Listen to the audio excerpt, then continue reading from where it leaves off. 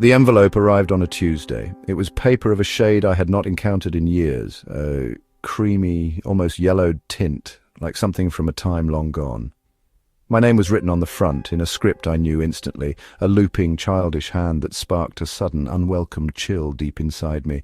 It was Sarah's writing. Sarah, my friend from when we were small, from scraped knees and whispered secrets under the oak tree. Sarah, who had been gone for 20 years. My fingers trembled slightly as I turned the envelope over. The postmark was smudged, unreadable. There was no return address. I hesitated for a moment, a feeling I couldn't name rising within me before slipping a finger under the flap and tearing it open. Inside was a card, plain white cardstock folded once, and again that familiar childish handwriting. "Party at my house," it declared in bold letters across the top. Below it, smaller, were the details. Birthday party, Saturday at 7 p.m, number 14 Willow Creek Lane, Willow Creek Lane. The name resonated with a strange, distant echo. It was the street where Sarah had lived, where we had spent countless afternoons building forts and dreaming impossible dreams. The street where 20 years ago everything had changed. My breath hitched. This had to be some sort of cruel joke, a prank in terrible taste. Who would do this? Who even knew about Sarah?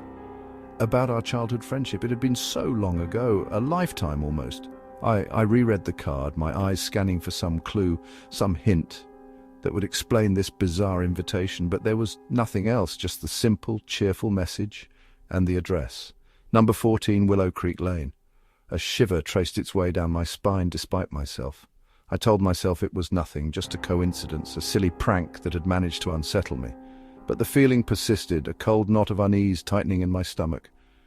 Saturday arrived, grey and overcast. All week the card had sat on my kitchen counter, a silent, mocking presence. I had tried to ignore it, to dismiss it as nonsense, but it had burrowed its way into my thoughts, a persistent, nagging question mark. As the afternoon faded and evening approached, the feeling intensified. An odd pull, a strange curiosity tugged at me. Against my better judgment, against every rational thought in my head, I found myself getting into my car. I told myself I was just going for a drive, that I needed to clear my head. But my hands knew the route, turning the steering wheel automatically, guiding me in the direction of Willow Creek Lane. The drive felt longer than I remembered. The familiar road seemed altered, subtly changed, as if draped in a film of something unfamiliar, something not quite right. The sky was darkening, and the air held a stillness, a quiet that pressed in around me. As I turned onto Willow Creek Lane, a wave of something akin to nausea washed over me. The street was different now, lined with houses that were newer, larger than the ones I recalled. But number 14 was still there, or at least a house stood where number 14 should be. It looked the same, eerily so. The same two-story house with the peeling paint, the same overgrown garden, the same crooked fence running along the front. A wave of disorientation hit me. It couldn't be. It had been 20 years. As I drove closer, I noticed lights spilling from the windows, festive coloured lights, blinking and flashing, and then I saw them. People, figures moved within the house, silhouettes passing across the brightly lit windows. Music, faint but undeniably there, drifted out on the still evening air. The sound of laughter, distant and muffled, reached my ears. There was a party happening at number 14 Willow Creek Lane, Sarah's house. My heart began to pound in my chest, a frantic, erratic beat. This was impossible. This was not happening. I must be imagining things, my mind playing tricks on me. I pulled the car to the side of the road, a short distance from the house, and switched off the engine. The sudden silence was broken only by the faint, tinny music and the murmur of voices from within number 14. My eyes were fixed on the house, searching, straining to make sense of what I was seeing. People were moving inside, chatting, laughing, celebrating. Just a normal party, except it was at Sarah's house, except Sarah was gone. And then I saw her, at the window, on the ground floor. A figure detached itself from the others. A face appeared, pale and framed by dark hair. A face I knew, a face I had not seen in 20 years. Sarah. She was there at the window looking out at the street. Her face was exactly as I remembered it, the same youthful features, the same bright, dark eyes, perhaps a little paler, a little thinner, but undeniably Sarah. And then she smiled. She saw me. Her smile widened and she raised a hand, waving, a small childish wave, just like she used to, beckoning me to come closer, to join the party. My blood ran cold. A wave of pure, icy terror washed over me, paralyzing me in my seat. I stared, frozen, unable to move, unable to breathe, as Sarah continued to wave from the window of number 14 Willow Creek Lane. The music from the house seemed to grow louder, the laughter more pronounced, more insistent. The colored lights flashed, painting the scene in an unsettling, garish glow. Sarah was still waving, her smile fixed, unwavering. I could not take my eyes off her. I could not look away from the impossible, horrifying sight of my dead friend, alive and well, inviting me to her birthday party. The waving hand, the smiling face at the window, the music, the laughter, the lights, all burned themselves into my mind, a scene of utter, inexplicable dread. And then the figure stepped back from the window, disappearing into the brightly lit room. But the music and the laughter continued, echoing in the still night air. The colored lights still flashed. The party was still going on, and Sarah was inside. I shivered as a cold wind blew through the trees, causing the leaves to rustle ominously. My partner Sarah and I had just moved into our new cabin in the remote woods. We were looking for a peaceful escape from city life, but something told me we may have gotten more than we bargained for. The first night in the cabin was calm, but as the darkness closed in, I began to feel a sense of unease. I tried to shake it off, telling myself it was just my imagination. But as I lay in bed, I heard it, a faint knocking coming from somewhere outside. I sat up, straining my ears to listen. The knocking grew louder, more insistent. I nudged Sarah, who stirred groggily. "Do you hear that?" I whispered. She nodded, her eyes wide with fear. We got out of bed and approached the front door, but there was no one there. The knocking continued, coming from all around us now. We searched the perimeter of the cabin, but there was no sign of anyone. The next night the knocking returned, this time louder and more frantic. We huddled together in the living room, too scared to venture outside. The sound seemed to be coming from every direction, surrounding us. By the 7th night, we were on edge, jumping at every creak and groan of the old cabin. Suddenly, the front door flew open with a bang, slamming against the wall. We screamed, scrambling to get away from the door. But there was nothing there, just a set of muddy footprints on the doorstep. We stared at them in disbelief, our hearts pounding in our chests. Who or what was making those knocking sounds, and why were they leaving muddy footprints on our doorstep? We spent the rest of the night huddled together, too scared to sleep. The knocking never returned, but the memory of those muddy footprints stayed with us. Days turned into weeks, and we tried to put the incident behind us, but every time we heard a strange sound or saw a shadow moving in the corner of our eye, we couldn't help but feel a sense of dread. One night, as we sat by the fire, we heard it again, the knocking, faint but unmistakable. We looked at each other, both knowing what it meant. We had hoped that whatever was out there had gone away, but it seemed that it was still there, waiting. We didn't know what to do. We couldn't leave the cabin. We had nowhere else to go. And we couldn't call the police. Who would believe us? So we did the only thing we could. We waited. We listened as the knocking grew louder and more insistent. We huddled together, too scared to move, and then, just as suddenly as it had started, the knocking stopped. The silence was deafening, and we sat there in the darkness, waiting for something to happen. But nothing did. The cabin was quiet, the only sound the crackling of the fire.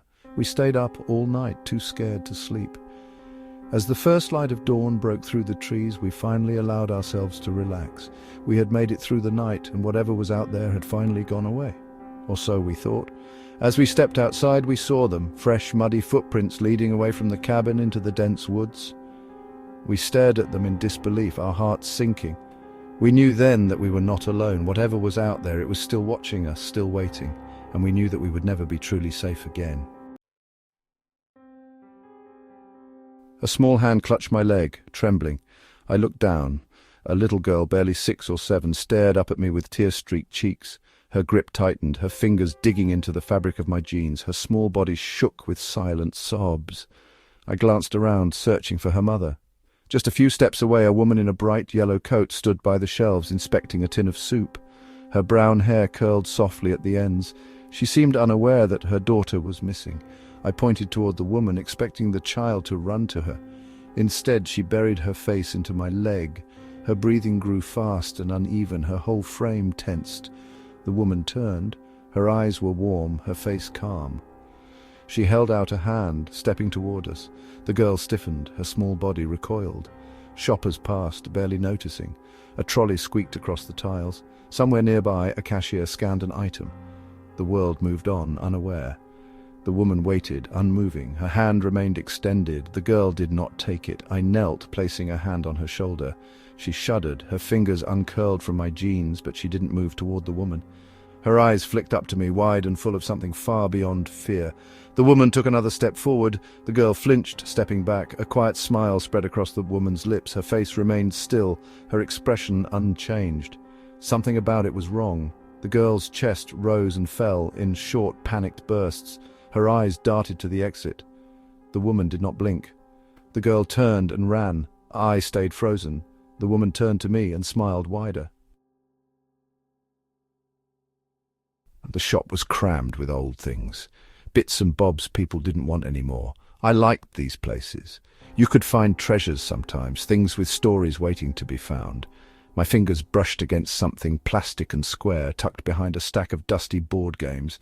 Pulling it out, I saw it was a VHS tape. Plain white plastic, no label, nothing written on it at all. Curiosity is a powerful draw. I paid the £1 they asked for it, thinking it might be some old home movie, maybe funny, maybe boring, but worth a look for £1.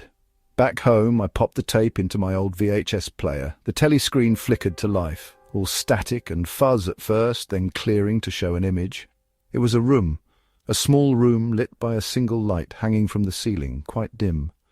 The walls were bare, maybe painted a dark colour or just stained with age and grime. It was hard to tell in the poor light.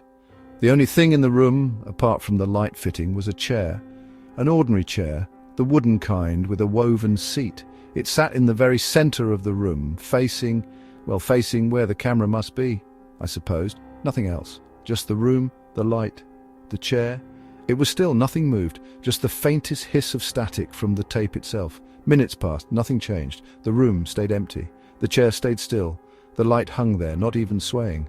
I began to wonder if this was just a loop, a mistake. Someone had recorded nothing, but there was something about it, something that kept me watching, the emptiness itself, perhaps. The starkness of the room, the way the chair sat there, alone under the weak light. Time went on. I kept watching. There was a strange tension in the nothingness, like waiting for something to happen, even though you don't know what it could be. The room was so plain, so devoid of anything that it felt focused. All attention drawn to that single chair in the middle. What was going to be placed on it? Was anything going to appear? My eyes were fixed on the screen. I didn't blink, barely breathed. The hiss of the tape seemed louder now in the quiet room of my flat. Outside, the sounds of the street were distant, muted. There was only the room on the screen and me watching. Then it happened, not suddenly, yet with no warning at all, just there. One moment, the chair was empty. The next, it wasn't. Something was sitting in it. Not something, actually, someone, a figure. It was hard to make out details in the dim light and on the grainy tape, but it was definitely a person sitting upright in the chair, head facing towards the camera. I froze. My heart beat faster. I wanted to stop watching, to eject the tape, to turn the telly off, but I couldn't move. My eyes were glued to the screen, to the figure in the chair. It didn't move. It just sat there, upright in the wooden chair, facing the camera. The light from above cast deep areas around its face, making it hard to see clearly, but I could make out a head shape, shoulders, the suggestion of arms and legs. A person, but there was something intensely unsettling about it. The stillness, the way it just appeared, without any indication, any transition. 1 second, empty chair, next second, person sitting there, completely immobile. And the way it was facing, directly at the camera, directly at me. I stared back, my breath caught in my throat, and every nerve in my body seemed to be screaming, telling me to stop watching, to look away, to run. But I was rooted to the spot, compelled to watch, to see what would happen next, but nothing did. The figure just sat there, in the chair, in the dim room, staring, or at least I assumed it was staring. I couldn't see its eyes clearly, but the angle of its head, the way it was positioned in the chair, it felt like it was looking directly out of the screen, looking directly at me. Minutes stretched on. It felt like hours. The stillness was absolute. The figure didn't twitch, didn't breathe, didn't shift position. The light above remained constant, unmoving. The room itself seemed to be holding its breath. I wanted to scream, to shout, to break the tension, but no sound would come. I was completely locked in place, mind and body, by the image on the telly. The silent figure in the chair, the empty room around it, the dim light above. Then, without any warning, the screen went black, just gone. The picture vanished. The hiss of the tape stopped. Silence. Complete and utter darkness on the screen. My telly had switched itself off. Just like that, no power cut. Everything else in my flat was still on. Just the telly. Off. I blinked. I could breathe again. I felt a rush of air fill my lungs. My heart hammered against my ribs. Shaking, I reached for the remote to switch the telly back on. My hand trembled as I pressed the button. The screen flickered back to life, showing my reflection. Just me, sitting on the sofa in my living room, the room behind me slightly distorted in the glass of the screen. Normal, ordinary. Relief flooded through me. It was over. Just a weird tape, a strange image. Nothing more. I was safe. It was just a telly, a recording. Nothing real. I looked at my reflection. My eyes met my own in the dark glass, and then I noticed it. Something else, something behind me. In the reflection, not me. In the reflection on the screen, behind my reflected image, in the dark corners of my reflected living room, sitting in the chair, the wooden chair that wasn't actually there in my room at all, but was there in the reflection, in the dim light that wasn't my living room light, but the light from the tape. Sitting in the chair, perfectly still, was the figure. The figure from the tape, looking out, not from the telly screen anymore, but from inside my reflection, looking out at me, from behind me, in the glass. I didn't turn around, I couldn't. I just stared at my reflection, and at the figure behind it, staring back. The corn stood tall this year, taller than any I could recall. Its green blades, sharp as knives, blocked out most of the sky as I walked between the rows. Sunlight managed to push through in places, dappling the ground in patches of brightness. It should have been a good day, a day for working the land and feeling pleased with the growing crops. But something felt different. I was checking for pests, making my usual morning circuit. The air was still and warm, almost too warm for early morning. No breeze moved the heavy heads of corn. It was quiet, too quiet even for birdsong. That's when I noticed it. Away in the distance, within the green maze, was a splash of colour. Something light against the deep green. I stopped walking, shielding my eyes with my hand to see better. It looked like a person.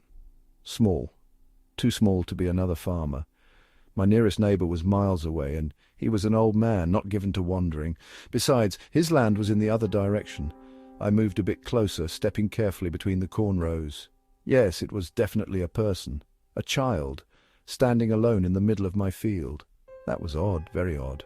No child should be out here by themselves. It was a vast field, easy to get lost in, and dangerous with farm machinery about, though I wasn't using any today. My pace quickened. I needed to see if they were all right. Maybe they were lost. Maybe they'd wandered off from somewhere and needed help getting home. I pushed through the corn, the leaves scratching at my arms and face. The colour became clearer. It was a bright yellow top the child wore.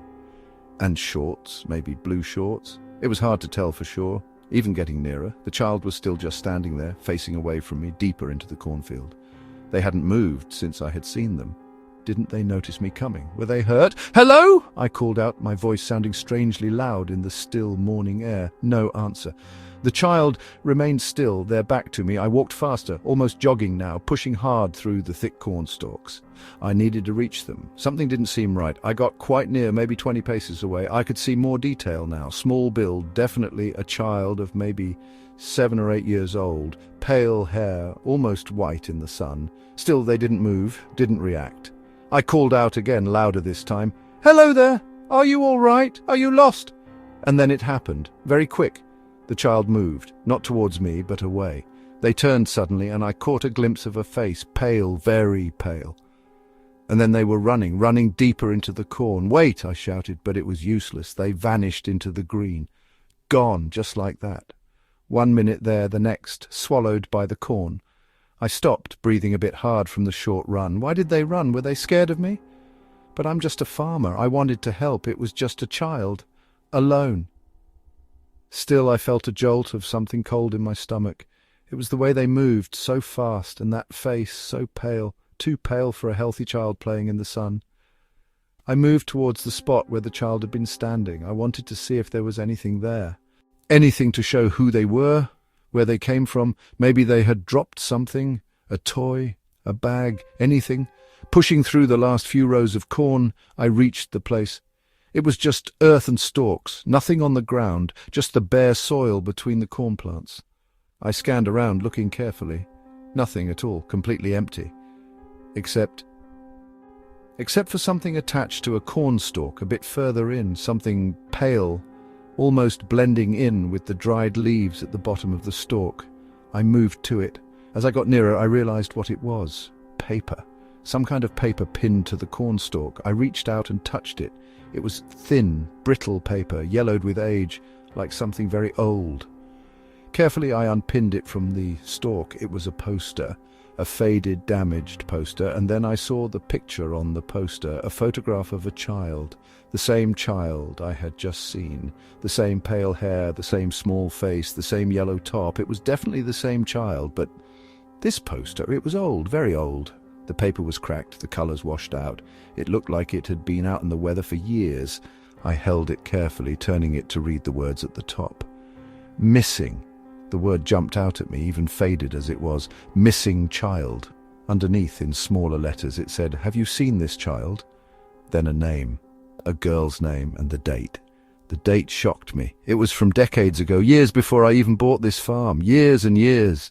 I stared at the poster, at the picture of the child I had just seen, standing right here in my cornfield. But that was impossible. This poster was so old. The child in the picture, it should be grown up by now. Old. Maybe not still a child.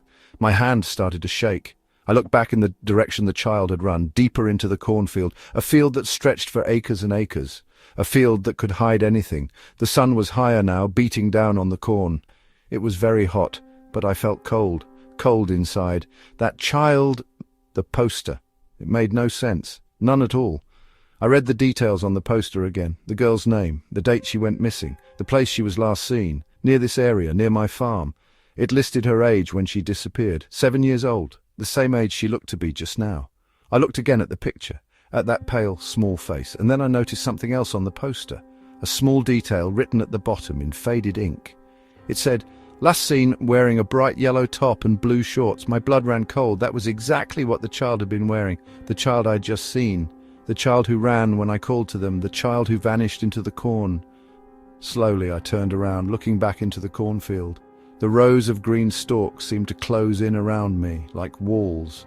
The silence was back, heavy now, pressing down. No bird song, just the rustling of the corn in the slight wind that had finally begun to move. And then, from far away, deep within the corn, it carried on the breeze, thin and high, very faint. But I knew what it was. I knew with a sudden, awful certainty. Laughter, a child's laughter. I clutch the back of the seat in front of me as the bus screeches to a halt, throwing me forward. The dim lights inside the vehicle flicker, making the other passengers seem like eerie silhouettes.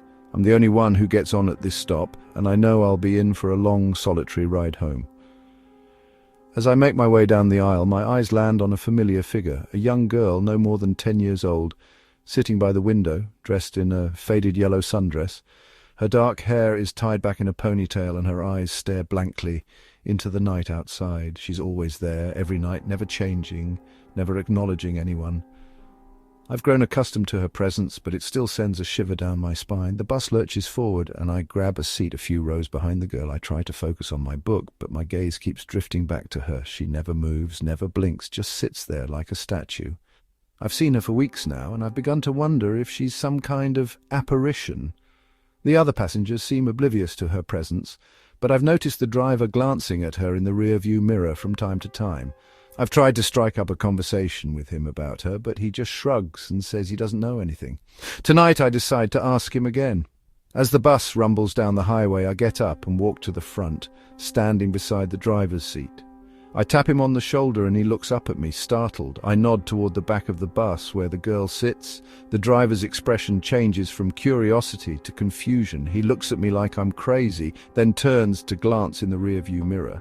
His eyes scan the seats, but when he looks back at me, his face is pale. He mouths a single word, "No." I spin around, following his gaze, and my heart skips a beat. The girl is gone. The seat where she sat is empty, and the window is dark. I stumble backward, my mind reeling. The driver's eyes meet mine, and I see a flicker of fear there. He shakes his head, and I know he's just as baffled as I am. The bus continues on its route, but the atmosphere inside has shifted. The other passengers seem to sense that something is off, and they begin to stir, looking around nervously. I take my seat again, my eyes fixed on the empty space where the girl sat. My mind is racing with questions. Who was she? Why was she always on this bus? And where did she go? The bus stops a few times and more passengers get on, but the girl doesn't reappear. The driver's eyes keep darting to the rearview mirror, as if he's expecting her to materialize again. I'm on edge, my senses heightened, waiting for something to happen. As we approach my stop, I gather my belongings, my eyes still scanning the bus for any sign of the girl. The driver catches my eye, and I see a silent warning there. He knows something, but he's not telling. I step off the bus into the chilly night air and watch as it drives away. The taillights fade into the distance, leaving me with more questions than answers. I'm left standing alone, wondering if I really saw the girl at all. The darkness seems to press in around me as I walk home, my heart pounding in my chest. I keep looking over my shoulder, expecting to see the girl's pale face staring back at me, but there's no one there. The streets are empty, the houses dark and silent. I quicken my pace, my senses on high alert. I know I'm not alone, even if I don't see anyone. The girl's presence still lingers, a haunting reminder that some mysteries are better left unsolved. As I turn the corner onto my street, I see my house in the distance, the porch light casting a warm glow. I feel a surge of relief, but it's short-lived. Something catches my eye, a flash of yellow, a hint of dark hair. I spin around, but there's no one there. The image lingers, burned into my retina, and I know I'll never be able to shake it off. The girl may have vanished, but her presence remains, a chilling reminder that some secrets are too terrifying to uncover. I push open the front door, slamming it shut behind me as if I can lock out the darkness that's been following me. But I know it's too late. The girl's presence has seeped into my life, and I'll never be able to escape it. I'm left with a sense of unease, a feeling that I'm being watched, even in the safety of my own home. And as I stand there frozen in fear, the darkness outside seems to grow thicker, more menacing, waiting to pounce. I was running as fast as I could, my feet pounding the pavement in the crowded park. I had been searching for what felt like an eternity, but my little girl was nowhere to be found. I had told her to stay close, but she had wandered off, and now I was frantic. I scanned the faces of the people around me, but none of them were my Emily. I felt a wave of panic wash over me as I thought about all the terrible things that could have happened to her. As I ran, the sun beat down on me, making my skin feel hot and clammy. I could feel my heart racing in my chest, and my breath was coming in short gasps. I was starting to lose hope, wondering if I would ever see my little girl again. But then I saw a glimpse of a familiar pink dress, and my heart skipped a beat. I rushed towards the dress, my legs pumping as fast as they could. As I got closer, I saw that it was Emily sitting on a bench, staring blankly into space. I rushed to her side, relief washing over me as I scooped her up into my arms, but as I held her close, I couldn't shake the feeling that something was not quite right. Emily's eyes seemed different, her smile not quite as bright as it usually was, and when I tried to feed her her favorite snack, she pushed it away, her face scrunched up in distaste. I tried to brush it off as shock, but as the days went by, Emily's behavior became more and more strange. She wouldn't talk, wouldn't eat, and seemed to be in a world of her own. I became convinced that this was not my daughter, that something had happened to her in the park, and this thing was impersonating her. But every time I tried to talk to someone about it, they just looked at me like I was crazy. The doctors said Emily was just traumatized, that she would come around eventually. But I knew my daughter, and this was not her. I was starting to feel like I was losing my mind, like I was the only one who could see that something was terribly wrong. And then I started to hear the voice. It was a faint whisper at first, but it grew louder and more insistent. It was Emily's voice calling out to me, crying for help. I would hear it in the dead of night when the house was quiet, and I was lying awake, wondering what was happening to my daughter. I would hear it when I was out in the garden or walking through the woods. It was always the same. A desperate cry for help, and it was always coming from the same place, the woods at the edge of our town. I tried to investigate, to find out what was going on, but every time I went into the woods I found nothing. No sign of Emily, no sign of anything out of the ordinary. But the voice kept calling, kept crying out to me, and I knew I had to keep searching. I was convinced that my real daughter was out there, somewhere, and I was the only one who could save her. As the days turned into weeks, the voice grew louder, more insistent. I could feel it calling to me, drawing me deeper into the woods. I knew I was taking a risk, that I could be walking into danger, but I had to find my daughter. I had to know what was happening to her, and so I kept going, kept searching, until I was deep in the woods, the trees looming above me like sentinels. The voice was louder now, almost deafening, and I knew I was getting close. I pushed through the underbrush, my heart pounding in my chest, and that was when I saw it. A figure, standing just ahead of me in the darkness of the trees. It was Emily, or at least it looked like Emily.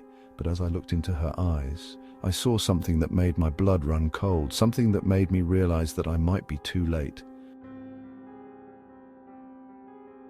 The house stood isolated at the end of a long, bumpy track, further from civilization than I had anticipated. The trees around it seemed to lean inwards, their branches like clawing fingers against the grey sky. A strange quiet hung in the air, a stillness that pressed against my ears as I got out of the car. I remember the feeling vividly, even now, an acute awareness, every nerve ending tingling, as if the very air itself was charged with something unseen. I took a deep breath and walked towards the front door, hoping to settle the disquiet that had already begun to bloom in my chest. Mr. Silas Blackwood was to be my patient. He was described in the brief as private, which I'd taken to mean he preferred his own company. The reality, I quickly learned, was something far beyond preference. It was a deep-seated isolation, a shutting out of the world that felt almost deliberate. He was frail, his body worn thin by age and illness, confined to a large shadowy bedroom on the ground floor. The room itself felt cold, despite the heating being on. Dust motes danced in the faint light filtering through the small window, and the air carried a faint, musty scent that spoke of neglect and secrets. Mr. Blackwood himself was a study in faded grandeur. His features, though gaunt, still held the sharp angles of a once handsome man. His eyes, however, were what truly caught my attention. They were dark, almost black, and seemed to possess a depth that went beyond his years, holding something I couldn't quite decipher, something unsettling. He barely acknowledged my presence, offering a curt nod when I introduced myself, then closing his eyes as if the effort of even that small gesture was too much. My days settled into a routine. I tended to Mr. Blackwood's needs, administered his medication, and ensured he was as comfortable as possible. He spoke little, only uttering monosyllabic answers to direct questions. Most of the time there was only silence between us, broken only by the ticking of the old clock on the mantelpiece, each tick echoing unnervingly loudly in the stillness of the room. But it was in his sleep that things changed. It began subtly, a murmur here and there, unintelligible sounds that I initially dismissed as the ramblings of illness. Then they became clearer, words whispered just beneath the surface of consciousness, phrases that pricked at my skin and raised the tiny hairs on the back of my neck. He would mutter about places and keeping them safe. He'd talk of people being where they needed to be and speak names I didn't recognize, names that sounded like whispers from cold stone. He would often repeat the phrase, "put them away," over and over in a low, urgent voice, as if confessing a terrible secret to the darkness around him. The muttering intensified night after night, weaving themselves into the fabric of the silence that permeated the house. I found myself listening, almost against my will, straining to catch every hushed word, each fragmented phrase. The unease that had begun on my arrival grew into a knot of something colder, something akin to dread, settling deep in my stomach. I started to feel it when I entered the house each morning, a creeping sensation that something was profoundly amiss, something hidden beneath the veneer of Mr. Blackwood's quiet house and frail appearance. One afternoon, drawn by a curiosity I couldn't quite suppress, I found myself exploring the house beyond Mr. Blackwood's room. The rest of the house was shrouded in gloom, rooms filled with dust sheets, furniture like ghostly shapes in the dim light. Upstairs, the air was even colder, the silence more profound. I wandered aimlessly through the deserted rooms, a sense of being watched pricking at the edges of my awareness. It was in a room at the end of a narrow corridor that I found it. The door was slightly ajar, almost hidden in the shadows. Pushing it open wider, I stepped inside. The room was small, windowless, and felt strangely airless. The only light came from the doorway, illuminating the contents within in a stark, revealing way. The walls were covered in posters, old and faded, some torn at the edges, pinned haphazardly to the plaster. They were all the same, missing person posters. Faces stared back at me, young and old, men and women, children, names and dates underneath each picture, dates spanning decades. My breath caught in my throat. I moved further into the room, my heart pounding against my ribs. Beneath the posters, lining the floor along the walls, were piles of objects, personal items. A child's teddy bear, faded and worn, a woman's scarf, silk and patterned, a man's watch, its face cracked and stopped. Each object seemed to hum with a silent story, a lost life, a forgotten person. I recognized some of the names from Mr. Blackwood's muttering, the whispered names from his sleep. The room was like a macabre museum, a collection of stolen lives, a testament to something dark and terrible. Panic began to rise in my chest, a cold, suffocating wave. I backed out of the room, my legs feeling unsteady, my mind racing. "Put them away!" His words echoed in my head, taking on a horrifying new meaning. I stumbled back downstairs, needing to get out, needing to breathe fresh air, needing to escape the suffocating weight of what I had just witnessed. I walked into Mr. Blackwood's room, intending to confront him, to demand answers, my voice ready to tremble with fury and fear. But the room was empty. The bed was still made, neatly, as if no one had been there. The room felt different, lighter somehow, yet colder at the same time. The silence in the room was no longer the silence of illness or age, but something else, something absolute. Mr. Blackwood was gone. The house waited, still and silent, the missing posters upstairs remaining as the only witnesses to its secrets. The boxes were all unpacked now, stacked flat and leaning against the shed in the back garden. Moving to the countryside had seemed like such a good idea just a little while ago. From the kitchen window I could see the edge of the woods, a dark line against the fading light each evening. It was peaceful, quiet, everything I had imagined. Then the children appeared. They stood just inside the tree line every single night, just stood there, still, watching the house, and began a week after I properly settled in. I was making dinner, glancing out of the window as I often did, when I noticed them. 4 figures, small and dark against the trees. At dusk, it's easy for your eyes to play tricks, but as I looked more clearly, I realized they were definitely there, and definitely children. They were not playing, not moving about. They just stood silent, facing my house. My first thought was that they belonged to a neighboring farm or perhaps lived further into the woods than I realized. Rural areas are full of surprises, and children roam free here, I supposed. Still, it felt odd. Why would they stand there, just watching?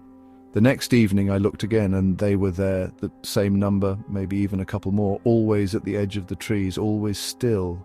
This became a nightly occurrence.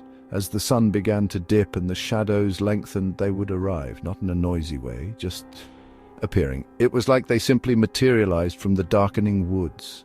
They never waved, never shouted, never made a sound. They just watched. Me, or the house, or maybe just something.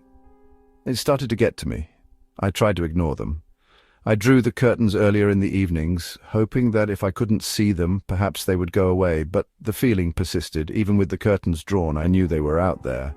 Their presence was a constant pressure, a silent, unseen audience to my evening routine. I found myself peeking through gaps in the curtains just to check, and every time they were still there. One evening I decided I had had enough. This was ridiculous. I was an adult in my own home, and I was being made uncomfortable by a group of children who just stood at the edge of the woods and stared. It was time to find out what they wanted or who they were. I told myself to be calm. Perhaps they were just curious. Perhaps they had never seen anyone live in this house before. Perhaps they were just children. I put on my coat and boots and walked out of the back door. The air was cooler outside, the evening deepening into proper night. As I stepped into the garden, I could see them, clearer now. Yes, definitely children. Small figures, some taller than others, all facing me. As I started to walk towards the tree line, they remained still. For a moment I thought they might actually stay put.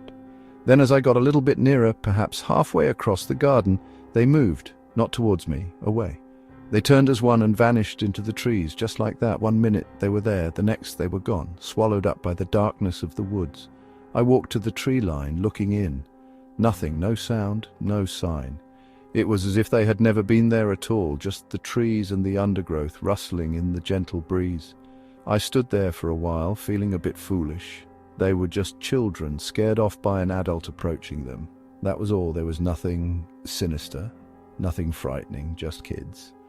I went back inside feeling a little bit better. Maybe they would not return now. Maybe they had just been curious and now their curiosity was satisfied. Or perhaps they were just easily spooked.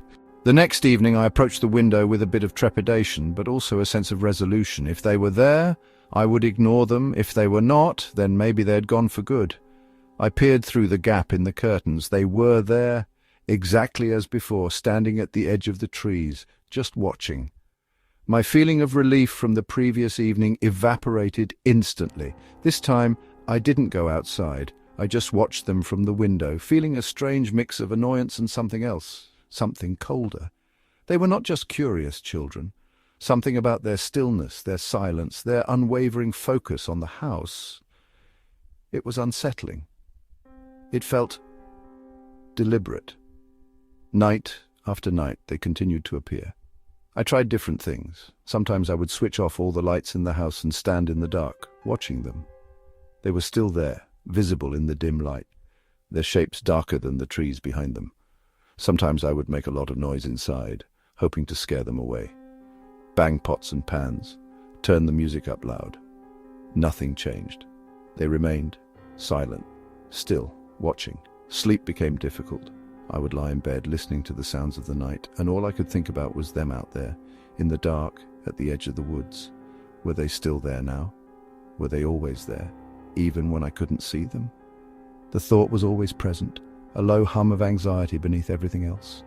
Then came the evening when they were not there. I looked out of the window as usual, expecting to see their dark shapes against the trees. But there was nothing. Just the trees, the darkening sky, the empty space where they always stood. At first I felt relief.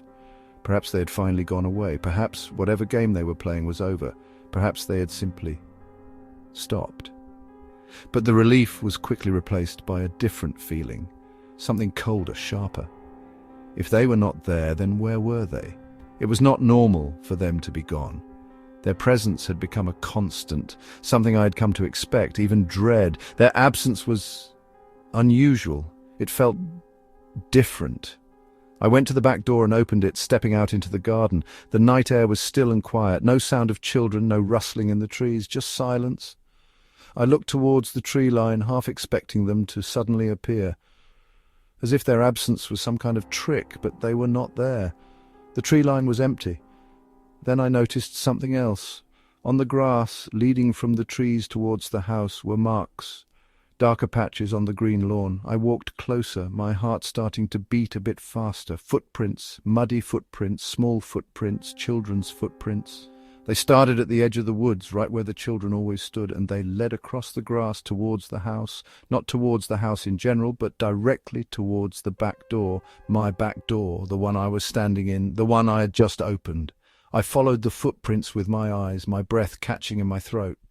They were clear, distinct muddy marks on the lawn. They came all the way across the garden, getting nearer and nearer to the house with each step. They came right up to the back door, right to the threshold, and then they stopped. Just inches from the door frame, the muddy footprints ended abruptly, right there at the step of my back door, as if whoever or whatever had made them had reached the house, reached the door, and then simply vanished, or perhaps got inside.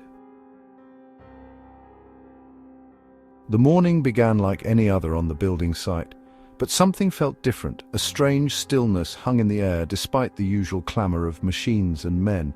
Then we realized Gary wasn't here. His orange jacket was gone from its peg, his tools were neatly stacked, but Gary himself had vanished. A shout went up, then another. We searched everywhere, up scaffolding, down in trenches, all around the site perimeter. His name echoed through the unfinished concrete skeleton of the new building, unanswered. Panic began to prickle under our skin. Where could he have gone? We spent hours combing the area, our initial shouts turning into strained whispers. The foreman, a man not easily flustered, ran a hand through his hair repeatedly, his face etched with worry. We checked the site office, the mess room, even the portable loos, calling his name again and again. Nothing. It was as if he had evaporated into thin air, leaving no trace but an empty space where he should have been. The sun climbed higher, beating down on the exposed concrete and reflecting harshly off the metal rebar. The usual rhythm of the site dissolved into a disjointed scramble. We split into smaller groups, widening the search perimeter, calling out, our voices cracking with strain and disbelief. The local streets were checked, the nearby cafe where Gary often grabbed breakfast, even the bus stops. No one had seen him. It was perplexing. Gary was reliable, always on time, never one to skip work. He was quiet, kept to himself mostly, but he was a good worker, strong and steady. The idea of him just walking off the job without a word was completely out of character. As the afternoon wore on, a grim acceptance began to settle amongst us. The foreman spoke to Gary's wife, a brief, hushed conversation. She was distraught, hadn't heard from him either. No arguments, no issues at home, nothing to suggest he would just disappear. By evening the light was fading, and so was our hope of finding him on site. The police were informed, a formal missing person report initiated. We provided statements, recounting the morning, the search, our bewilderment. The officers listened patiently, taking notes, their faces neutral. They promised to investigate, to look into it. But as we dispersed for the night, a cold knot of uncertainty tightened in my stomach. It just didn't feel right. Gary wouldn't just leave. The next few days dragged by, heavy and subdued. Work resumed, but the usual energy was gone. Every empty space, every quiet corner of the site seemed to whisper Gary's name. The police investigation continued, but yielded nothing. Posters with Gary's picture were put up in local shops. Appeals were made on the local radio. Still nothing. Whispers began amongst the crew. Perhaps he'd had enough. Maybe he'd decided to try something new, a fresh start somewhere else. It seemed unbelievable, given his quiet nature and steady routine. But what else could we think? The foreman, ever practical, tried to keep things moving. Deadlines loomed, schedules had to be met. The building had to go up. Life on the site had to continue. We poured foundations, erected steel frames, laid bricks, all under a cloud of unspoken worry and confusion. Gary's absence was a constant, nagging presence, a hole in our team that couldn't be filled. We tried to talk about it, to speculate, to make sense of it, but there were no answers, only questions that spun around in our heads without resolution. Then came the day scheduled for the concrete pour for the ground floor slab. The cement trucks arrived, rumbling onto the site, their engines throbbing. Pipes were connected, the grey sludge started flowing, spreading across the prepared area, filling the grid of rebar. The air filled with the scent of wet cement, acrid and strong. We worked quickly, guiding the flow, smoothing the surface, ensuring it spread evenly, eliminating air pockets. The roar of the concrete pump filled the site, drowning out all other sounds. Hour after hour the concrete poured, a vast grey expanse slowly solidifying, covering the earth beneath. As the afternoon drew to a close and the last of the concrete was settling, something strange happened. A sound, faint and muffled, drifted from somewhere within the drying concrete. It was indistinct, difficult to place at. We paused, our work momentarily halted, listening, straining to decipher what it might be. The site was quieter now. The concrete pump silent, the trucks gone. Only the gentle breeze and the occasional clink of tools broke the quiet. Then it came again, clearer this time, undeniably from beneath the newly poured concrete. A sound of distress, buried deep, barely audible but unmistakable. A cry, choked and distant, a sound of human suffering. We froze, exchanging bewildered glances, our blood turning to ice. Could it be? Impossible, yet there it was again, another faint cry, trapped, desperate. A wave of sickening dread washed over me. My heart hammered in my chest. This was not right. We looked at each other, unspoken terror passing between us. Someone cautiously approached the newly laid concrete, bending low, ear close to the surface. They straightened up, face pale, eyes wide with horror. We all knew. Without speaking a word, the cries continued, faint, desperate pleas that were now entombed beneath tons of setting concrete. Gary. It had to be Gary, but how? Why? The questions swirled, sickening and incomprehensible.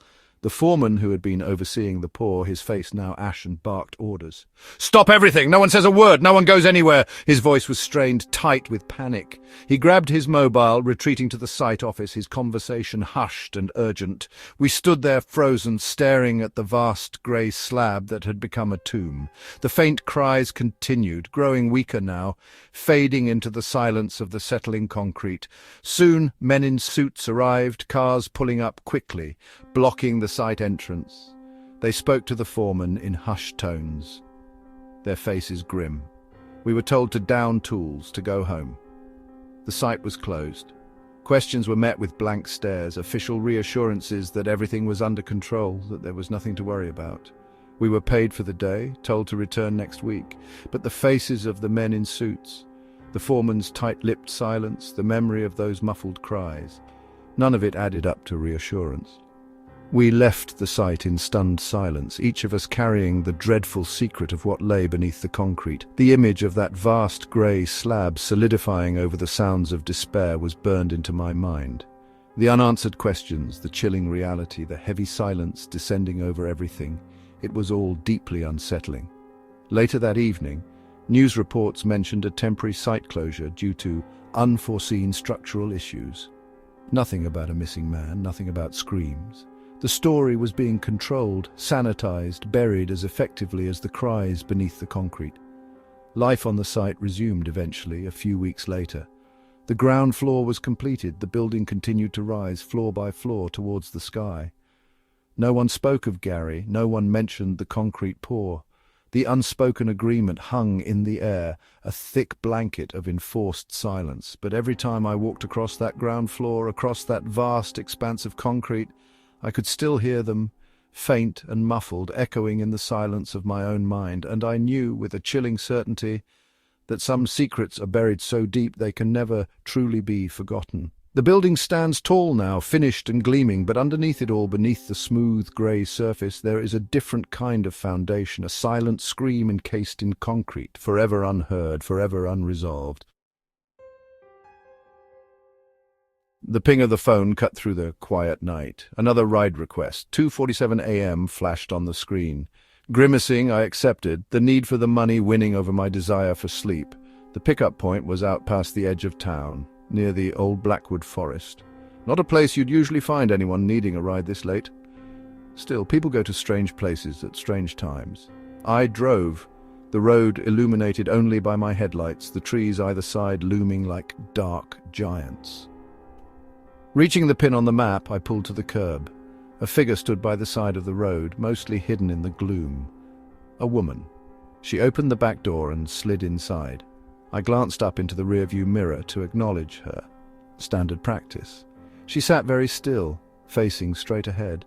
Her face was pale, almost white, even in the weak light from the street lamp further down the road. Her eyes were open, wide, fixed on something beyond the windscreen, odd.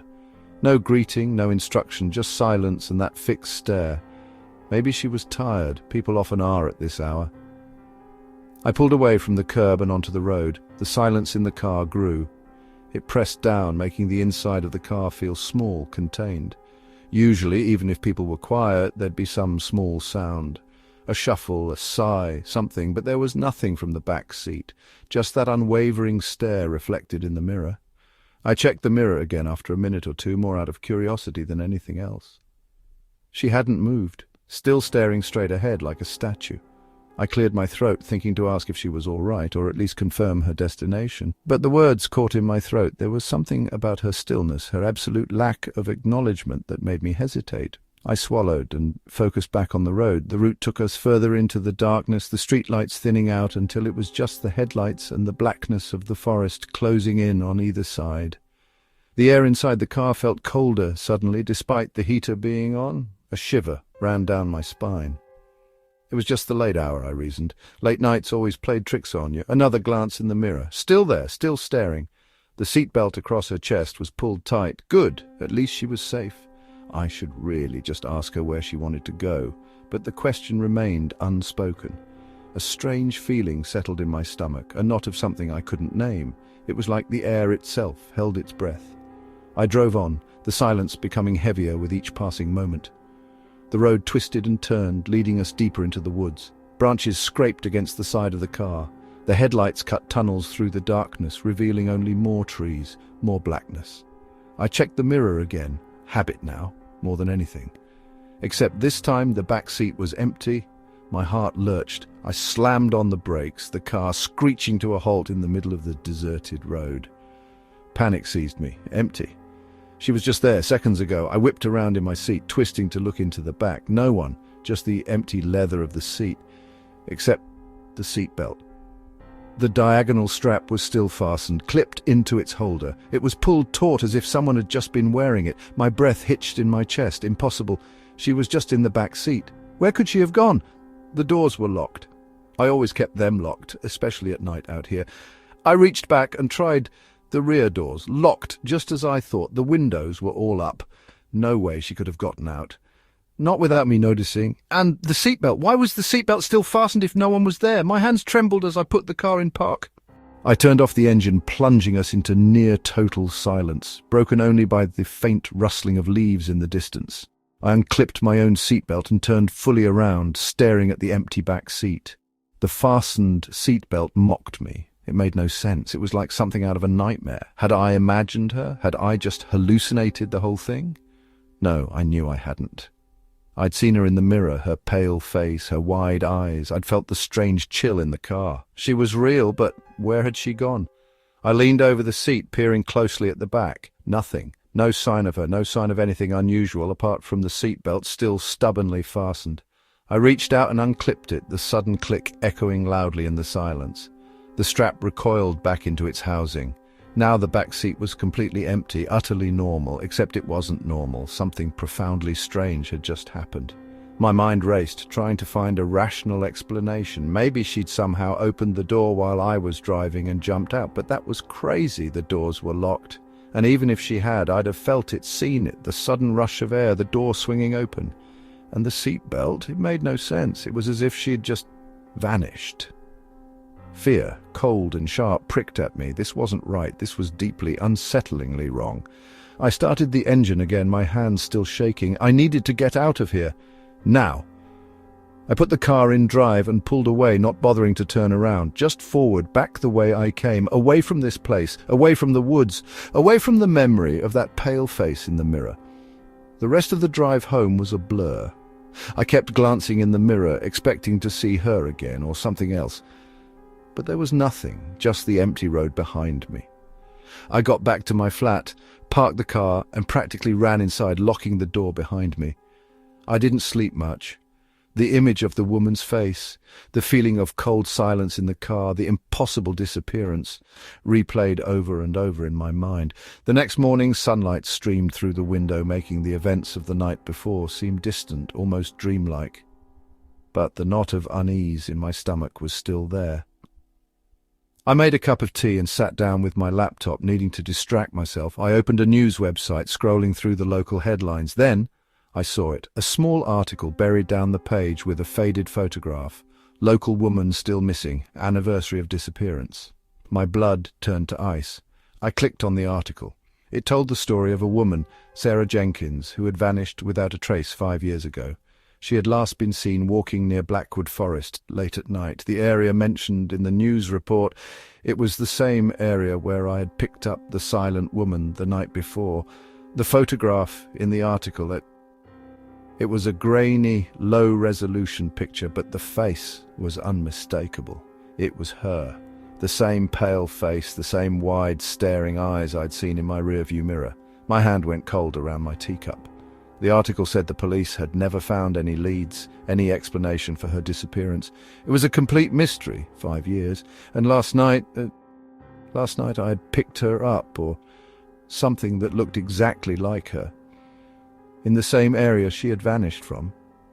And then she had disappeared again, this time from my locked car, leaving only a fastened seatbelt behind. I stared at the screen, the faded photograph blurring at the edges. The tea in my cup had gone cold. A shiver ran down my spine, colder than any night air, and I knew, with a certainty that went bone deep, that some questions are not meant to be answered. The key slipped into the lock with surprising ease. I pushed the door open and lurched inside, the room swimming slightly. I just wanted to sleep. The sofa seemed to call to me, so I collapsed onto it and the world faded to black. I woke with a jolt. The room wasn't mine. It wasn't just messy or rearranged, but completely different. The wallpaper was a faded floral print, the kind my gran used to have, and the pictures. Everywhere. Photos of a family I had never met. A mum, dad, 2 little girls, all smiling, happy, but not people I knew, not my family. Panic started to set in. Where was I? How did I get here? I sat up, my head pounding. The room was silent, still, too still. I stood, my legs shaky. They nearly gave way. Then I noticed it. A creak. Upstairs. My blood ran cold. Someone was up there, in this house that wasn't mine, in a house where happy strangers smiled from every wall. Creak, creak. The sound was steady, purposeful, like someone coming down the stairs, one by one. I backed away, further into the room. My heart pounded in my chest, a deafening drum. Adrenaline coursed through me. I needed to get out. Now! But the door! Where was the door? Everything was different, unfamiliar. A cabinet stood against one wall, filled with glass figures. A rocking chair sat in the corner, gently swaying. Why was it swaying? Creak, creak. They were getting nearer. Each footstep echoed, amplified in the silence. I scanned the room, desperately searching for an exit, but the layout was alien. A hallway. There. I spotted a hallway leading away from the living room, perhaps to the front door. I moved towards it, trying to be quiet, trying to control my breathing. Creak, creak. I broke into a run, stumbling down the hallway. A coat stand loomed out, nearly causing me to trip, sending coats scattering. I didn't stop. I couldn't stop. Not now. Light. I could see light. An open doorway at the end of the hall. Freedom. Creak. Creak. The footsteps were at the top of the stairs now. I risked a glance back. A figure was visible at the top of the staircase. I could not make out any features, but I could sense it was focusing on me. I pushed through the doorway into another room, a kitchen, spotless, gleaming. Knives hung on a magnetic rack, too many knives. The back door, yes, there. I fumbled with the handle, my hands shaking too much to grip it properly. It wouldn't turn. Locked. Creak. Creak. The footsteps were on the landing now, heading my way. I imagined that whoever was making their way towards was getting faster with each step. I turned back to the knives. My mind raced. Could I? Would I? Creak. Creak. The footsteps were outside the kitchen door. I grabbed a knife. It was cold, smooth in my hand, a large knife, the biggest one. The kitchen door opened. The advert read, "Cleaner wanted, big job, pays well." Big was an understatement. The house was a mountain of junk. Piles reached the ceilings, pathways were tunnels carved between towers of forgotten things. I'd taken on some messy jobs, but the level of hoarding in this place was something else. The old woman, gone now, had clearly not thrown anything away in decades. Days blurred into weeks. Dust motes danced in the weak light filtering through grime-coated windows. I wore a mask, gloves and overalls, feeling more like an explorer in a lost world than a cleaner. Room after room revealed the same story: decay, neglect, and an overwhelming sense of things forgotten. I imagined the woman living amongst it, disappearing further and further into her self-made maze. Then I found it. A door, tucked away at the end of a hall. It was locked, not with a modern lock, but with an old-fashioned bolt and padlock. Curiosity, or perhaps just a need for something different, pushed me. I located a toolbox buried under a pile of newspapers and set to work. The padlock gave way with a snap. The room was cold.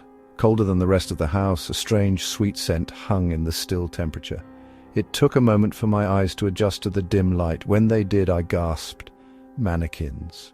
A family of mannequins, a father, a mother, 2 children, all positioned around a dining table, an old varnished table set with china plates and silverware. Everything was covered in a layer of dust, but beneath it, I could detect a bizarre sense of care.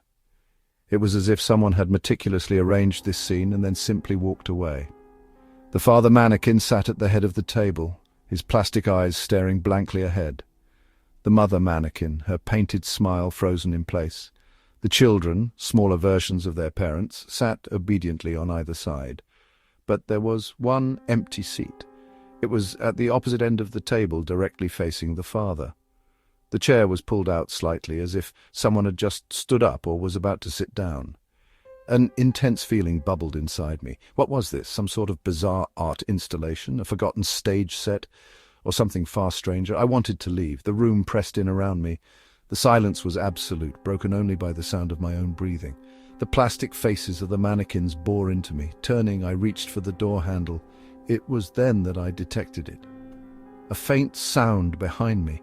A scrape like plastic against wood. I froze, my hand still on the handle. Against my better judgment, I turned back. The mannequins, they were all facing me. Their plastic eyes, which had been staring blankly ahead, were now fixed on me. Every single one of them, and the empty chair. It was pulled further out from the table, as if inviting someone to sit, inviting me. The engine was cold, the sky, a bruised purple pushing back the black of night. My head throbbed, a dull ache behind my eyes. I was slumped in the driver's seat of my car, parked on a street I didn't recognize. How I got here, I hadn't a clue. Panic, cold and sharp, pricked at my skin. I fumbled for the keys, started the engine. The dashboard lit up, the familiar orange glow, a small comfort. Then I remembered the camera. A cheap thing I'd stuck to the windscreen a while back, mostly to record any driving incidents. I navigated through the menus, heart hammering against my ribs. There it was, a recent recording. I pressed play. The video showed the road ahead, illuminated by my headlights. It was dark, but the camera picked up the details, the white lines, the trees blurring past, the occasional street light.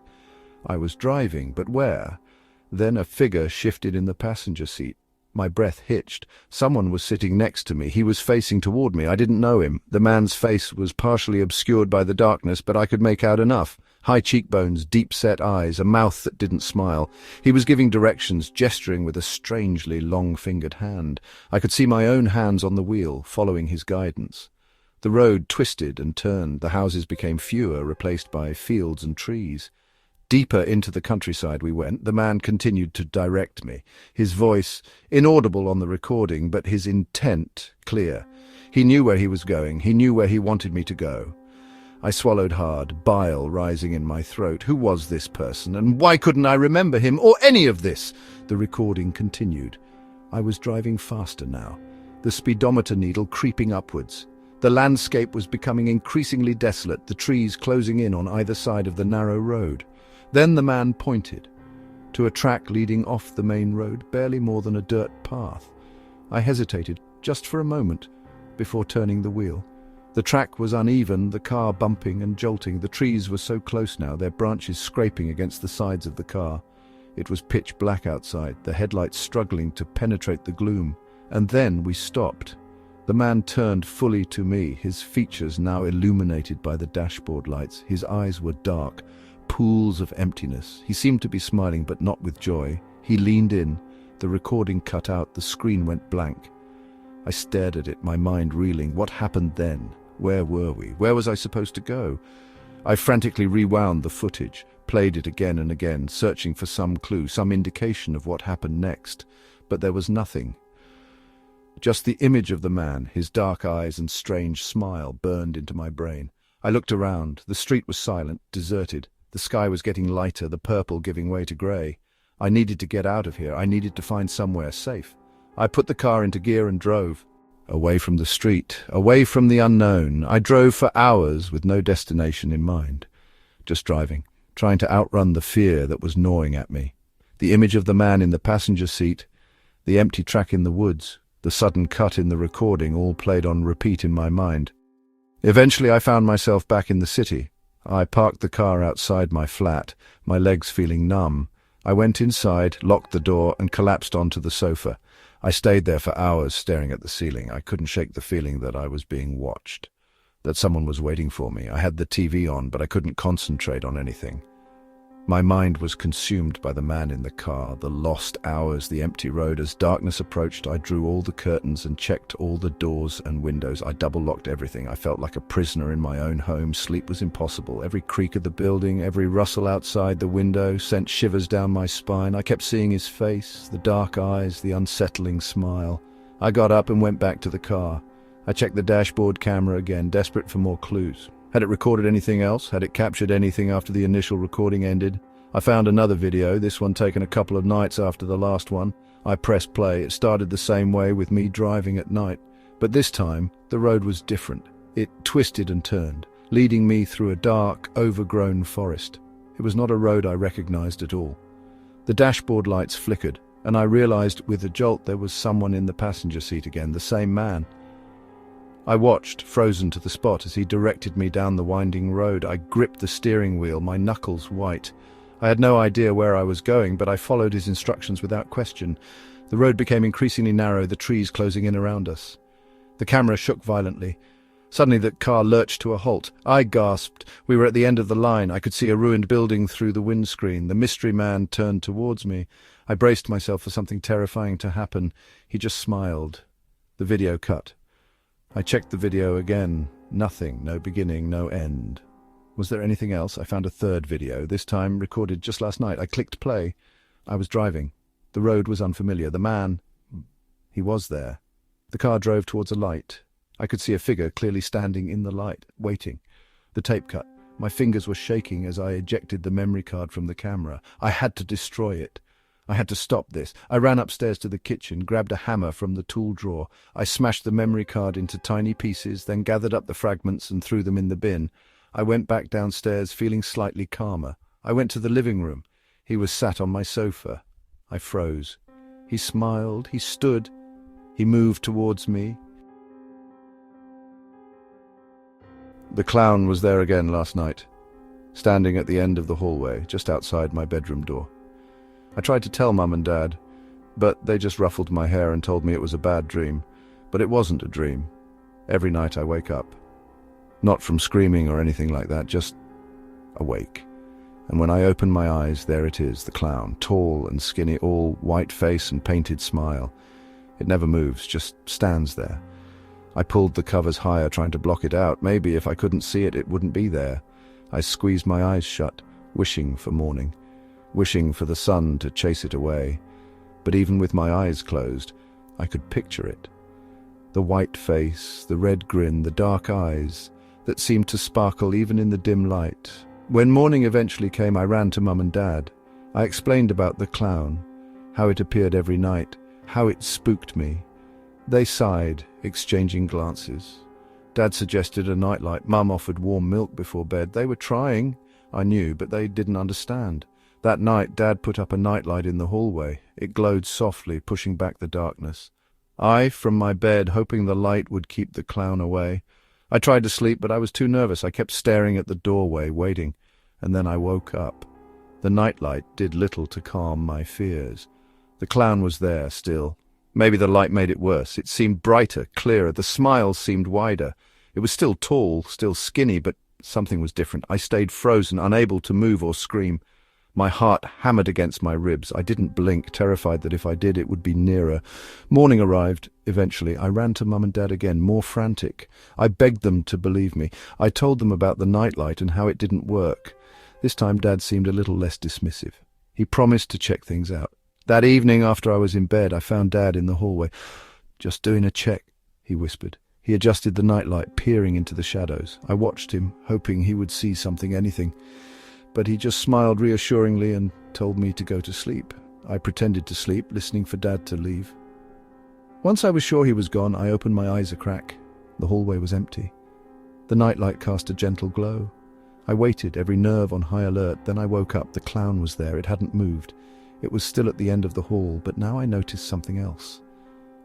A faint sound, like a soft scraping. I strained to listen, trying to place it. It seemed to be coming from the clown. I held my breath, trying to calm my racing heart.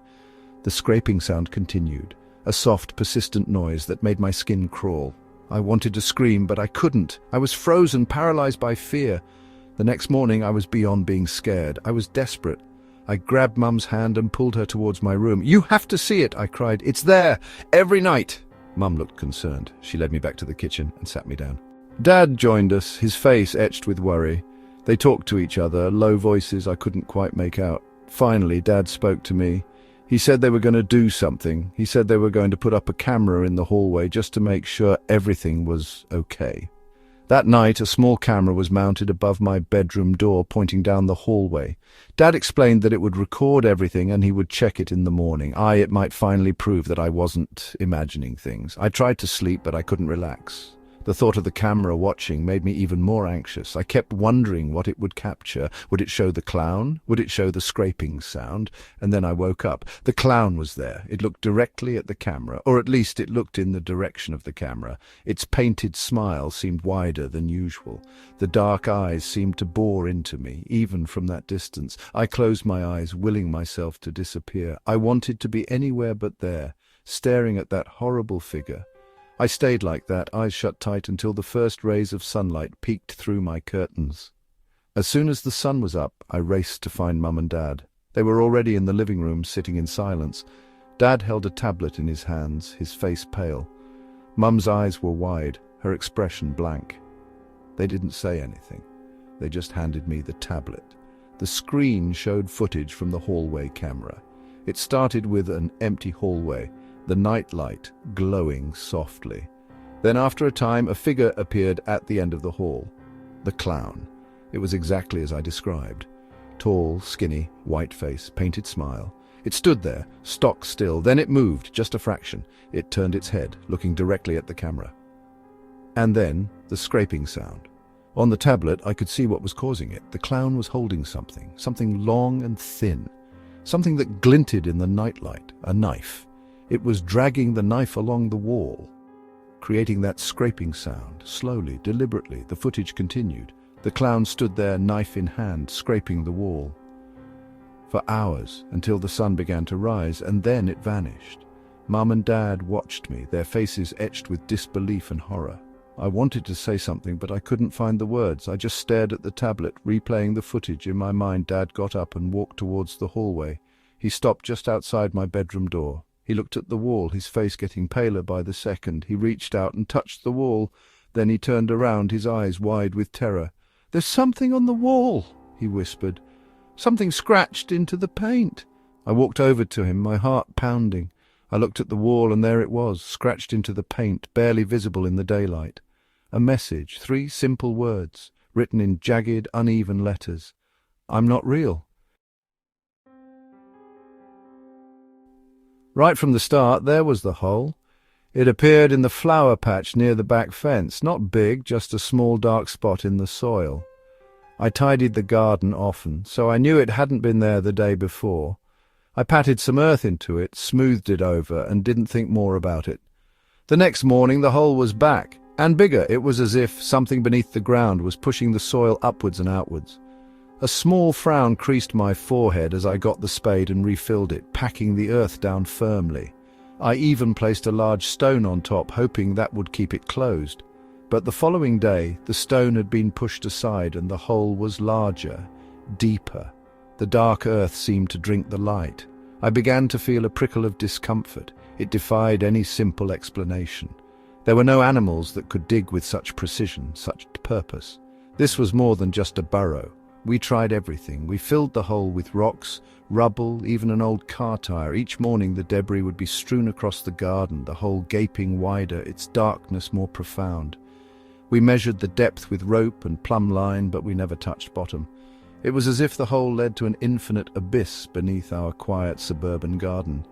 A sense of disquiet began to pervade our lives. We avoided the garden, drawing the curtains early, pretending that the growing aperture wasn't there.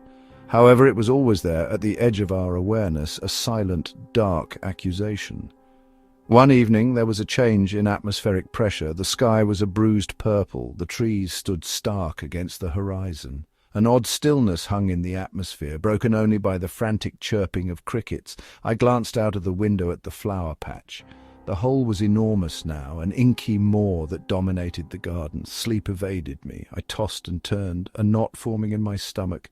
An unfamiliar feeling settled over me, a sense of impending dread. Finally I rose and went to the window. The garden was bathed in pale moonlight. The hole oozed blackness, and then I picked up on a sound. A scraping, scratching noise like claws on earth. It was coming from the hole. My heart hammered against my ribs. I backed away from the window, breath catching in my throat. I knew I should wake my partner, call for help, do something, but I was frozen, paralyzed by a primal fear. The scraping intensified.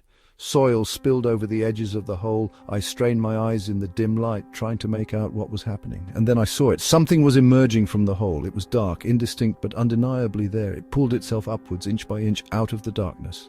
Its form was amorphous, shifting, like something not quite solid. I could discern limbs or appendages dragging it forwards. It continued to climb, its form becoming clearer in the moonlight. It was tall, impossibly tall and gaunt. Its skin was stretched tight over its frame, glistening with moisture. Its head was elongated, skull-like, with empty sockets where eyes should have been. It reached the edge of the hole and stood there, silhouetted against the night sky. It was utterly silent, utterly still. It stood there, a nightmare made flesh, regarding the house. Then it moved. It stepped out of the flower patch and onto the lawn, its limbs bent at sharp angles, its gait jerky and disjointed. It moved with unsettling speed. I stumbled backwards away from the window, knocking over a lamp. The sound seemed deafening in the stillness. I scrambled to my feet and retreated further into the room, my back pressed against the wall.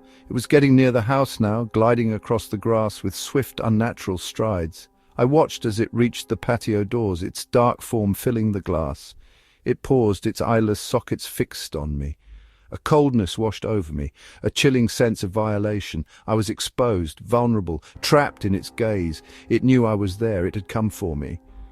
Then it raised a hand. Its fingers were long and skeletal, tipped with sharp claws. It pressed its hand against the glass, its claws scraping against the surface. A crack appeared in the pane, spider-webbing outwards. I squeezed my eyes shut, bracing for the inevitable. The glass shattered. A rush of cold air swept through the room. I curled into a ball, covering my head with my arms, waiting. But nothing happened. After what seemed like an eternity, I slowly lowered my arms and opened my eyes. The room was empty. The patio doors were shattered, the glass glinting in the moonlight. The garden was still silent. I crept towards the broken doorway and peered outside. The creature was gone. Had I imagined it? Was it a hallucination, a trick of the light? No. The shattered glass, the disturbed earth around the hole, were proof that something had been there. Something terrible. I stood there, trembling, listening to the pounding of my heart. Where had it gone? Was it still out there, lurking in the darkness? Was it gone for good? Questions swirled in my mind, unanswered, unanswerable. All I knew was that the hole was still there, a dark and silent testament to the horror that had unfolded.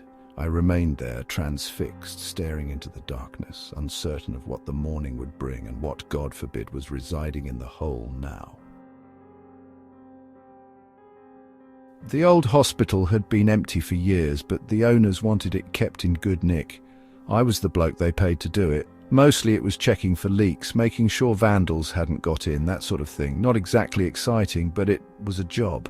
The basement was the worst bit, damp, cold, and full of shadows, even with my torch. One afternoon, whilst poking about down there, I found something I'd never noticed before. Behind a stack of old metal cabinets there was a doorway. Not a proper one, mind. Just a rough hole in the brickwork, like someone had knocked it through in a hurry. Curiosity got the better of me, so I squeezed through. It led to a tunnel, one made of brick again.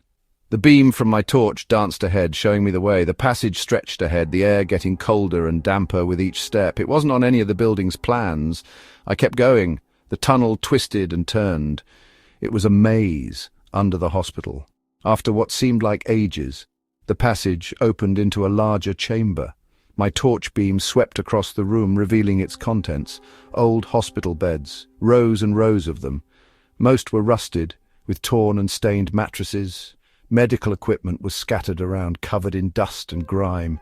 It must have been a ward hidden away beneath the hospital, a secret place for forgotten patients. It stirred something within me.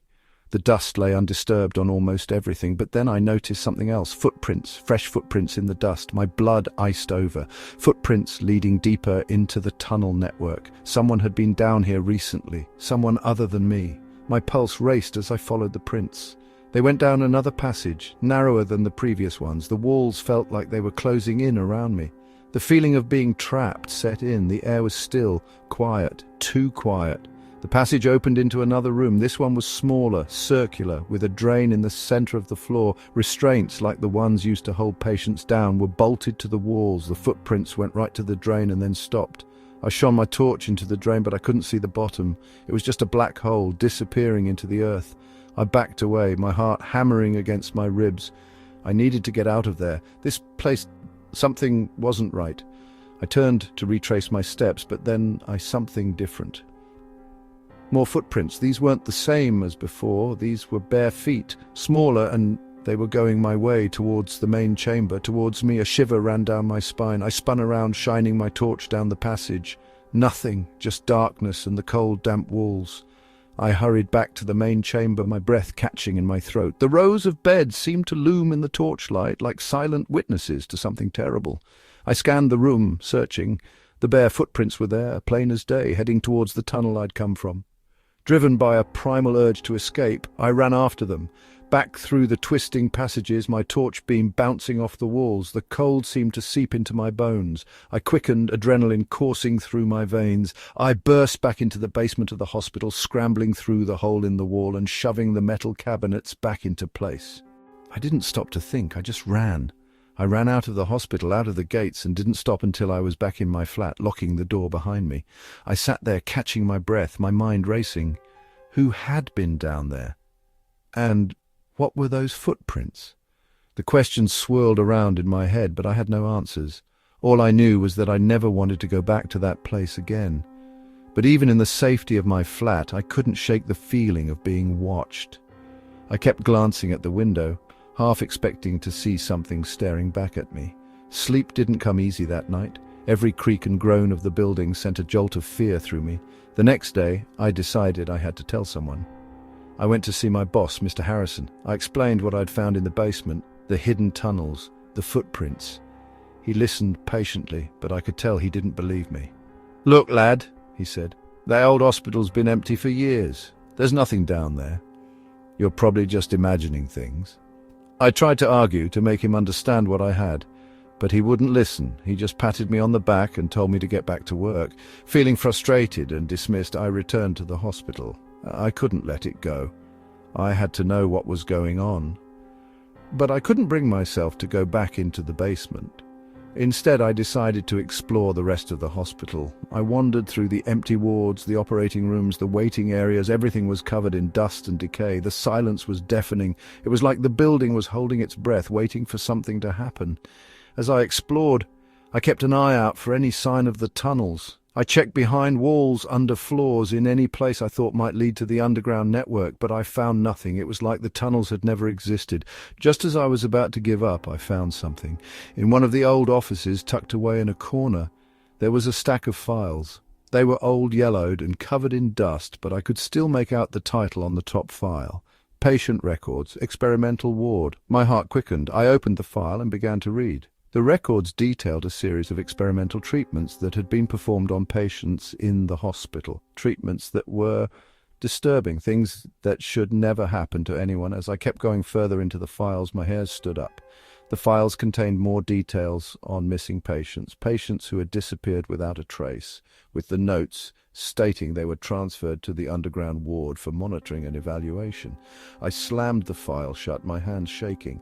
I knew without a doubt that the tunnels beneath the hospital were not just some forgotten storage area. They were a place where terrible things had happened. And those footprints... I glanced out the window. The sun was beginning to set, casting long shadows across the empty grounds. A feeling of dread washed over me. I knew I had to get out of there now. I didn't bother locking up, I just ran. I ran out of the hospital, out of the gates, and didn't stop until I was far, far away. I never went back, but even now, years later, the feeling something is still there. It started with a mark, a purple stain blooming on his small arm. I noticed it as I dressed him that morning, pulling his jumper over his head. My breath hitched, my eyes traced the shape, a perfect thumbprint etched onto his soft skin. My mind raced, a cold fear gripping me. He was just a little thing, barely 4 years old. He didn't cry out when I touched it, just giggled and wriggled, wanting to get to his toys. But I remained frozen, examining the blemish, a dreadful feeling rising within me. Another mark appeared a few days later, this time on his leg. Again it was a bruise, darker now, almost black at the center, fading to a sickly yellow at the edges. It was hidden beneath his trousers, discovered only when I was giving him a bath. The water was warm and he splashed happily, oblivious. I, however, was not. My hands trembled as I washed him, my gaze fixed on the discoloration. It couldn't be nothing. Children bruise, I knew this. They tumble and fall, explore the world with reckless abandon. But these marks, they were different. They seemed placed. My thoughts turned unwanted and unwelcome towards my husband. He adored our son, everyone said so. He was a doting father, playful and loving, but sometimes, when he was tired, when work had been difficult, his patience seemed thinner. His voice could raise, not in anger, but in exasperation. A thought, sharp and icy, pierced through my heart. Could he be the cause of these bruises? Doubt gnawed at me. I watched my husband more carefully. Every interaction with our son became a source of scrutiny. I observed his hands, their size in comparison to our son's delicate frame. I listened to his tone, searching for any hint of impatience, any flicker of something hidden. He remained as he always was, affectionate, if occasionally weary. He bathed our son, read him stories, played games on the floor. He seemed unaware of my heightened attention, of the silent storm brewing inside me. The uncertainty was a torment. I couldn't ask him outright, not without evidence, not without sounding completely irrational. And what if I was wrong? The accusation, even unspoken, could shatter something precious, but the thought of ignoring it, of dismissing these bruises as mere childhood mishaps, was unbearable. My mother's instinct screamed at me to protect my child, to uncover the truth, whatever it may be. An idea formed, hesitant at first, then gaining strength. I needed to know for certain. I couldn't live with this suspicion eating away at me. I started researching online, my fingers flying across the keyboard, searching for solutions, hidden cameras. Small, discreet, easily concealed. The concept felt invasive, a violation of privacy. But desperation outweighed my reservations. It was the only way to see, to truly know, what happened when I wasn't there. The cameras arrived in plain packaging. They were tiny, almost invisible, like something from a spy film. Installing them was nerve-wracking. I chose places that seemed inconspicuous. A bookshelf in the living room, a teddy bear in our son's bedroom. Each placement felt like a transgression, a step into a world of secrets and surveillance. My hands trembled as I positioned them, ensuring they were angled correctly, hidden from casual view. The following days were a blur of anxiety. Every time I left our son with my husband, a knot tightened in my stomach. Was today the day? Would I see something on the recordings that confirmed my worst fears? I tried to act normal, to smile and chat, to hide the turmoil within. But underneath the surface, I was constantly scanning, assessing, anticipating the moment I would finally watch the footage. The evening arrived when I could no longer delay it. Our son was asleep, tucked into his bed, oblivious to the silent drama unfolding in our home. My husband was downstairs watching television. I took the memory cards from the cameras, my fingers fumbling with the small devices. My heart hammered against my ribs as I sat down at my computer, ready to face whatever the recordings might reveal. The first video was from the living room camera. It showed our son playing with his toys, my husband reading a book nearby. Nothing unusual. They interacted occasionally, a game of peekaboo, a shared chuckle over a toy car. Relief washed over me, a wave so intense it almost made me weak. Perhaps I had been wrong. Perhaps my fears were unfounded. I watched more footage, hours of it, from different days, different times, meal times, playtimes, nap times. My husband was patient, attentive, loving. He was everything a good father should be. The bruises must have been accidents, clumsy tumbles, playground bumps. I began to feel foolish, ashamed of my suspicions, my secret surveillance. I almost switched off the computer, ready to delete the recordings and bury my paranoia. But then I noticed something in one of the bedroom videos. Our son was alone, playing with his building blocks. He seemed frustrated, unable to stack them properly. He pushed them away, then sat for a moment, looking around the room. His gaze drifted towards the teddy bear where I had hidden the camera. He couldn't see it, of course, but there was something in his expression, a knowingness that made me uneasy. He stood up and walked to the side of his cot. He looked towards the doorway as if checking he was alone. Then he did something that made my blood run cold. He raised his arm and slammed it hard against the wooden cot rail. He did it again and again, each impact sickeningly loud in the silence of the recording. He flinched with each blow, but he didn't cry. He just watched his arm, his face strangely blank. He stopped eventually and examined his arm, rubbing the skin. A red mark started to appear, blooming on his pale flesh. He seemed to watch it develop, a detached curiosity in his eyes. He then repeated the action on his leg, banging it against the cot, wincing but remaining silent. He created another bruise, mimicking the ones I had found before. My breath caught in my throat. I rewound the footage, watching it again and again, unable to comprehend what I was seeing. He was hurting himself on purpose, but why? What could possibly motivate such a thing? He wasn't angry or upset or even particularly sad. He seemed calculated. I scrolled through more recordings, searching for answers, and then I saw it. After he bruised himself, he would wait. He would sit quietly watching the door, and then when I entered the room, when I saw the new mark, he would cry. Not immediately, but after I noticed it, after I gasped, after I rushed to comfort him. His cries then were loud, heartbreaking, attention-seeking. The realization hit me with the force of a physical blow. He wasn't being hurt, he was doing it to himself, for me, for my attention, for my concern. A wave of nausea washed over me, followed by a chilling sense of dread. This wasn't relief, this was something far more disturbing. This was deliberate, calculated behavior from a child so young. I watched him again on the recordings, his small face, his innocent eyes. But now I saw something else beneath the surface, something manipulative, something unsettlingly knowing. The bruises weren't a mystery anymore, they were a message, a silent scream for attention carved onto his own skin. And as I stared at the screen, at the image of my son deliberately harming himself, a profound and icy fear settled deep within my bones. What did this mean? What was he capable of? And what darkness lay hidden within the mind of my own child?